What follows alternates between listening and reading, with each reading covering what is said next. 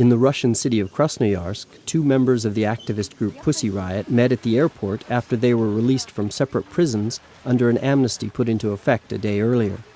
Nadezhda Tolokonnikova and Maria Alyakhina said they were discussing plans to collaborate on human rights work. They had been serving 2-year terms for hooliganism for a punk protest in a Moscow cathedral in February 2012. Also in Russia, an exhibition of street art went on display at a gallery in Omsk, with several pieces missing after city authorities told curators to remove potentially controversial images of President Vladimir Putin. A sign stating Putin was here was posted in place of the removed works. The gallery is keeping the censored artwork in its archives. In Macedonia, activists protested in front of the parliament building in Skopje to mark the first anniversary of the expulsion of opposition lawmakers and journalists from the assembly ahead of a vote on the 2013 state budget. The protesters held signs declaring, "The battle continues." Opposition supporters say the incident was a setback for democracy in Macedonia.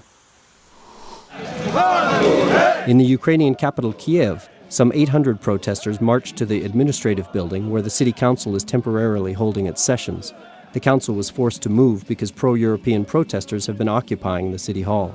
The city council quickly adjourned its session as the opposition activists arrived at its temporary home.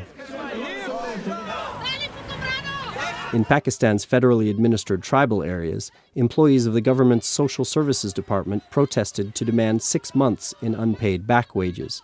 The civil servants said that their employer has given them no explanation for its failure to pay them. Some said they have been forced to take their children out of school because they can no longer afford tuition. In Afghanistan, several presidential hopefuls held a press conference to criticize what they called premature campaign publicity on some television channels, which they said was biased in some candidates' favor. Afghanistan's presidential election is scheduled for April, and election rules forbid any campaign publicity before February.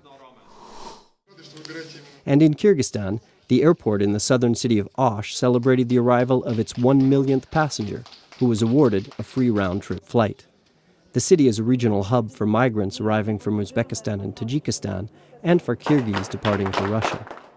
And that's the video roundup from Radio Free Europe, Radio Liberty.